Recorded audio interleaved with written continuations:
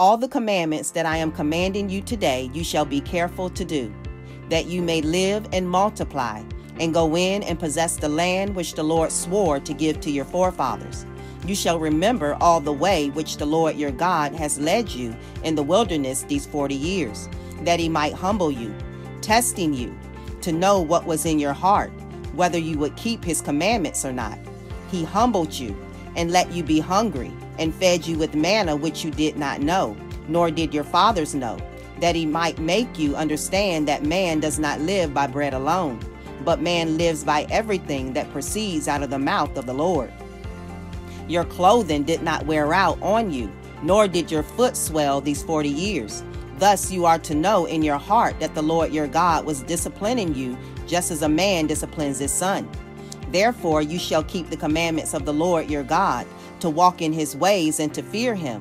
For the Lord your God is bringing you into a good land, a land of brooks of water, of fountains and springs, flowing forth in valleys and hills, a land of wheat and barley, of vines and fig trees and pomegranates, a land of olive oil and honey, a land where you will eat food without scarcity, in which you will not lack anything, a land whose stones are iron, and out of whose hills you can dig copper. When you have eaten and are satisfied, you shall bless the Lord your God for the good land which he has given you. Beware that you do not forget the Lord your God by not keeping his commandments and his ordinances and his statutes which I am commanding you today.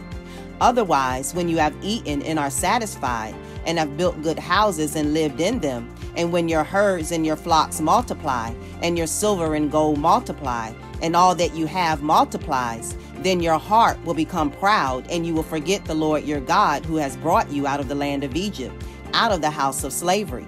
He led you through the great and terrible wilderness, with its fiery serpents and scorpions and thirsty ground where there was no water.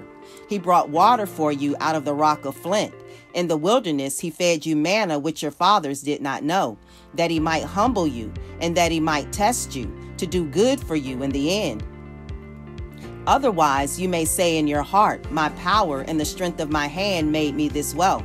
But you shall remember the Lord your God, for it is he who has given you power to make wealth, that he may confirm his covenant which he swore to your fathers, as it is this day.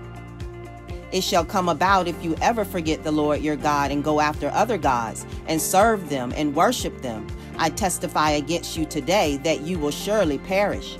Like the nations that the Lord makes to perish before you, so you shall perish, because you would not listen to the voice of the Lord your God.